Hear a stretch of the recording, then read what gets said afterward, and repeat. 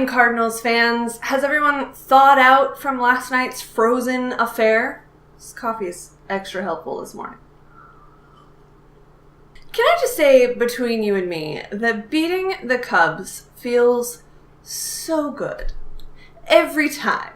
It has seemed like for the last few years, the Cubs are just better in every way.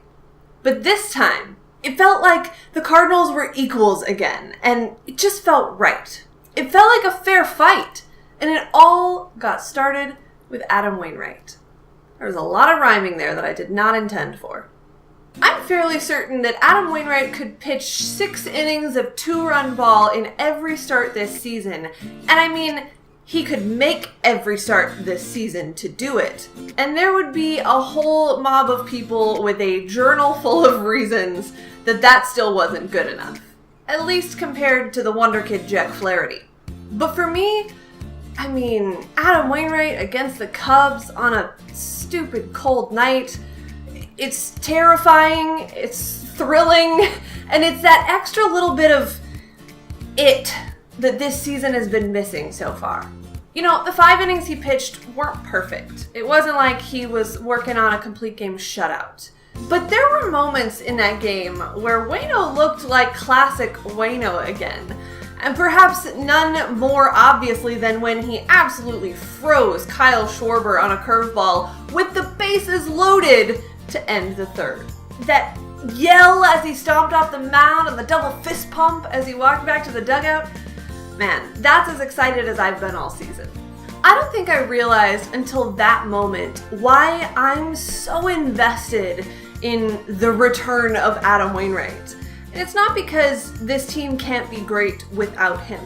It's because when I watch this team, I crave that sort of emotion, that sort of passion and intensity, that feeling that they're living and dying with every pitch just like I am. When I say you can't eliminate emotion from baseball, that's what I mean. It's built in. This game is emotional by design, and peak Adam Wainwright brings that in a way that not many others can. So whether it was 5 innings or 9, that was pretty cool. The next exciting moment for me, Jordan Hicks introducing himself to the Chicago Cubs. His first pitch to Chris Bryant was, I mean, it had Jim Edmonds giggling in the booth with glee, and I wasn't far off. Cardinals Gifts immediately provided the visual, and as always, I retweeted it because I couldn't get enough, so check it out there later. I promise it's worth your time.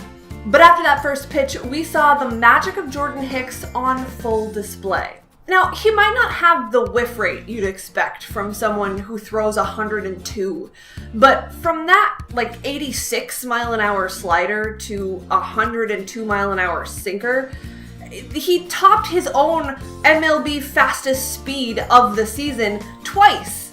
He's basically can't miss television. I'm not sure he even knows how good he actually is. I may have been hesitant to pin Jordan Hicks to a bullpen role this early in his career, but there is no denying that what he brings to the table is electric. He's simply getting the job done. Now, is there room to improve? Are there things that need to continue to develop? Absolutely, just like there is with any 21-year-old kid. But it's starting to feel like his upside now is worth the risk. Assuming Mike Maddox protects him with his life from the overuse that is typical Mike Matheny. Legitimately, I think he's my favorite part of the 2018 Cardinals right now, and it's really not even close. Can we talk about Greg Holland, though? Notably, not my favorite part of the 2018 Cardinals. I don't know how long the "but he didn't have spring training" excuse is gonna fly. I mean, he didn't, but he was on a throwing program, and I know that's not the same thing, but how long is not having spring training going to be an excuse for not having the velocity and not having the command? If he wasn't actually ready to join the team, then he shouldn't have joined the team. But since he did, the spring training excuse needs to go away.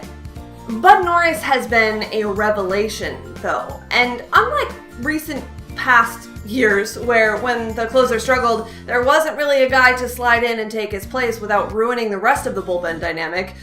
But Norris has been that guy this year. There's legitimately no good reason for Greg Holland to be in high leverage situations at all until he can prove that he has the stuff to do so.